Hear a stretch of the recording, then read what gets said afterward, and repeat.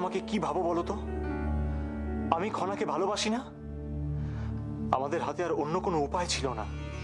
আর তাছাড়া খনা সত্যের প্রতি এতটাই নিষ্ঠাবতী ছিল যে ও নিজেও এটা করতে চেয়েছিল। দাদা আর আচার্যদেব খনার জন্য যে স্বপ্ন দেখেন, সেই স্বপ্ন একদিন সত্যি হবে বৌরানী। কারণ খনা তো আমাদের ভাগ্যলক্ষ্মী। আমার মেয়ে আর ভাগ্যলক্ষ্মী থাকুক, সেটা আমি চাই না রুক্মিণী। ও সকলের থেকে পৃথক, এটাই ওর কাছে সবচেয়ে বড় বিপদের কারণ। আর শিক্ষা গ্রহণ করতে গিয়েই আজ ওর এই অবস্থা হয়েছে। কি লাভ এমন শিক্ষা গ্রহণের? আমি দুঃখিত দিদি, সত্যি আমি দুঃখিত। আমি তোমাকে অপমান করতে চাইনি। আমিও তো তাই চেয়েছিলাম জয়দ্রথ। আমার খনা হয়ে উঠুক সর্বগুণে শ্রেষ্ঠা। কিন্তু তার জন্য যে মূল্য ওকে বারবার দিতে হচ্ছে, মা হয়ে আমি কি করে মেনে নিই বলতো? দিদি, তুমি ভুলে যাচ্ছ কেন যে খনা আমাদের ভগবান প্রদত্ত সন্তান। ওর উপর অনেক কিছু নির্ভর করছে। আর ওর ভবিষ্যৎ যে আমাদের সিদ্ধান্তের উপর নির্ভর করছে। আমার তো ভবিষ্যৎবাণী করার ক্ষমতা নেই, তবে একটা কথা বলবো, তুমি এসব না ভেবে খনার ভবিষ্যতের ব্যাপারে একটু দৃঢ় হও। অন্তঃপুরের রাশ নিজের হাতে রাখো, তাহলেই দেখবে খনাকে অনেক বিপদের হাত থেকে তুমি রক্ষা করতে পারছো। হ্যাঁ বৌরানী, অন্তঃপুরে তোমার কর্তৃত্ব বাড়া দরকার, না হলে ভবিষ্যতে খনার উপর আরো বিপদ বাড়তে পারে। আমি কি পারবো? তোমাকে পারতেই হবে বৌরানী, পারতেই হবে।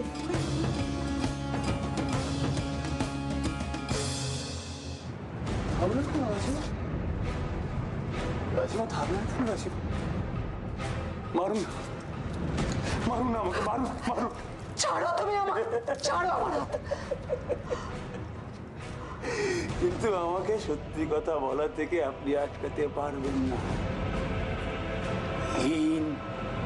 কুচক্রী ষড়যন্ত্রী আপনি। মহানামা, আমি তোমার মাতৃ সমান। দয়া করুন, আমাকে দয়া করে এই সমস্ত কথা বলবেন না রাজি। কেন বুঝতে পারছেন না আপনার সমস্ত ষড়যন্ত্র ধরা পড়ে গেছে? হ্যাঁ, মাসুমাকে তাড়াতে চেয়েছিলেন কারণ তিনি আপনার পথে কাঁটা এসে দাঁড়িয়েছিল। সব কুম্ভীরাষ্ট্র আর কোনো প্রয়োজন নেই রাজিমা।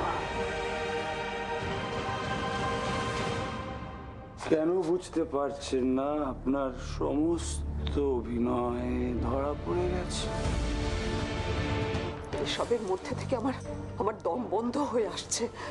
তাহলেও খনার স্বার্থে এটুকু আমাদের মেনে নিতেই হবে। এতদিন এত কিছু তো মেনে নিয়েছি শুধু ওর জন্যে, তাই জন্যই তো এখানে থেকে গেলাম। এখন কি করা উচিত সেটাই তো বুঝতে পারছি না। প্রথমে রাজকুমারকে মদ্যপ হওয়া থেকে আটকাতে হবে। এতে যেমন রাজবংশের সুনাম নষ্ট হচ্ছে, আর খনা যদি একবার রাজকুমারকে এই অবস্থায় দেখে তাহলে কি হবে ভাবুন তো।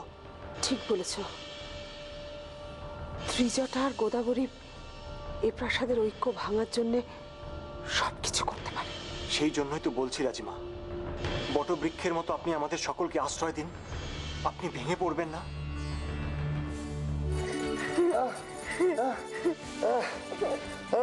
কে কে আমাকে বিরক্ত করছো? চলে যাও এখান থেকে, চলে যাও, চলে যাও, চলে এখান থেকে, এই মুহূর্তে এখান থেকে আমাকে একটু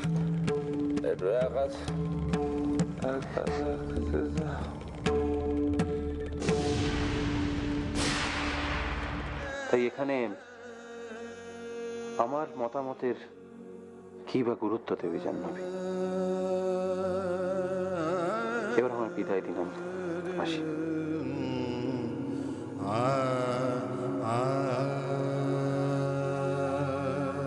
তুমি ঠিকই বলেছ জয়দ্রথ।